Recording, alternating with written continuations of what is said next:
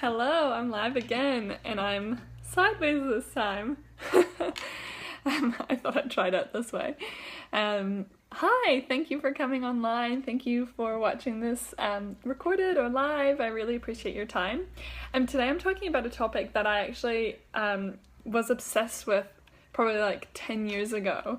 And I loved the idea so much that I've carried it through in a lot of things that I've done, but as with anything in life, you grow as you go, and there's always more to learn, and you can always get better at things. And this one's particularly about our words.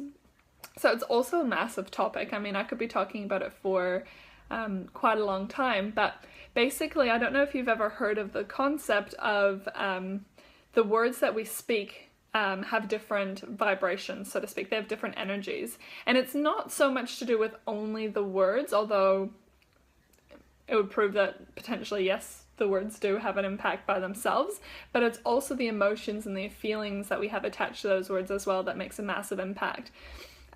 Obviously, well, I don't know if it's actually that obvious, but did you know that the vibrations that we hold and that we have within our body, so the energies we feel, the emotions and feelings that we have, are sending out magnetic energy waves all around us, and they're attracting more of that into our life.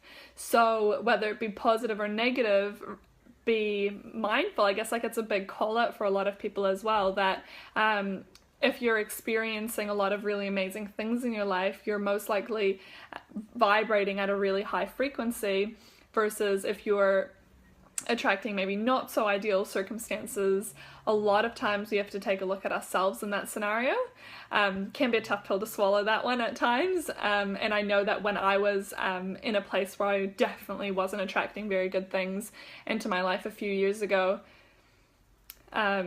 I didn't want to accept that. However, I was willing to try to turn the words I used around to see if it made a difference, and it's dramatically made a difference. And I still catch myself out from time to time.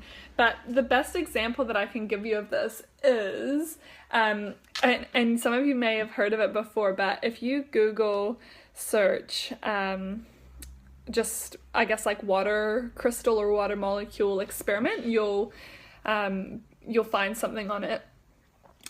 But what they did, and they've done this with plants, they've done this with water, they've done this with all sorts of different things to see if words actually impacted how, for example, a plant grows. Or in this case, I believe it was maybe one of the first experiments, or maybe one of the more well-known ones, where they had a look at how words impact the molecules of water. So this water right here, just plain water. What they did is they put water into jars, and they put on one of them, they had different statements, but the gist of it is that one of them said love and one of them said hate. So I think maybe one said I love you, one said I hate you. They tried others with like statements that were similar, so like thank you was one of them, which is gratitude, which is cool. You're dumb maybe was another one. You know, they had kind of really mean ones and really nice statements. And what they did then, after leaving the water in that jar with the either negative or positive statement on the outside, they analyzed the water molecules, and they found that the ones that had the positive statements actually had really beautiful shaped molecules, and the way that the molecules are supposed to be shaped in order for our body to be able to properly absorb them as well. And whereas the ones that had the negative statements had really deformed looking molecules.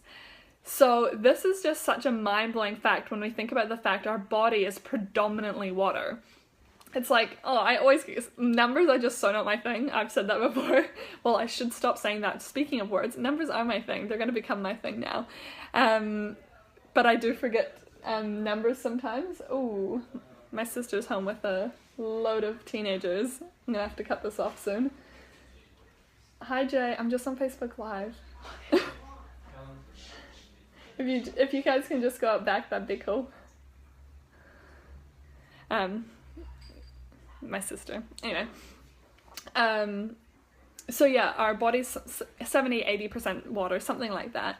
And so if you think about the words that we say to ourselves internally or out loud, I know it's such a habit to say things like, if you stub your toe or you drop something, oh, I'm so dumb, or oh, silly, like stupid me, or oh, I'm an idiot. Like, and I can't even tell you how many times I've caught myself saying that, and I know this stuff, you know, like I've been learning about it for years. I'm pretty good these days, but I mean, we all slip sometimes. So yeah, really the point of it is, you know, what are you actually saying to yourself? Are they statements that are going to create beautiful water molecules within you so that you're at a more divine state and you're able to attract more beautiful things in your life? Or are you saying things that are going to lower the vibration in your body?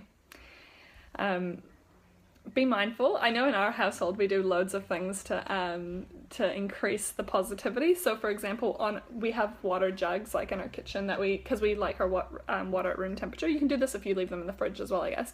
But we actually have on our water jugs, we have little notes that say love and gratitude. So it's our love and gratitude water, so that we know that the molecules are going to be at a really high frequency. And what's the other thing? Oh yeah, and then a few years ago, so this was before I was really into my personal development journey. It was kind of when I was coming out of some really tough times for myself.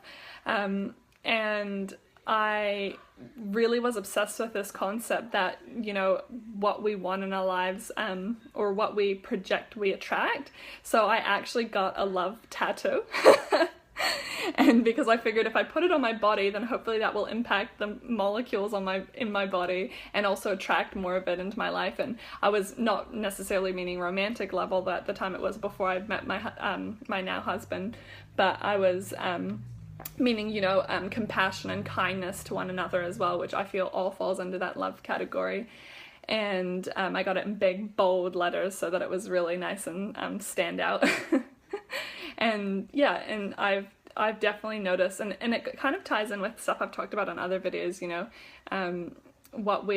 it really is about that concept of what we're thinking about in here translates to what we then will receive more of in our life, you know, because what's that saying my mum used to say to me when I was a kid? I'm sure some of you had similar things said too, but it's like, thoughts turn into words, words turn into actions.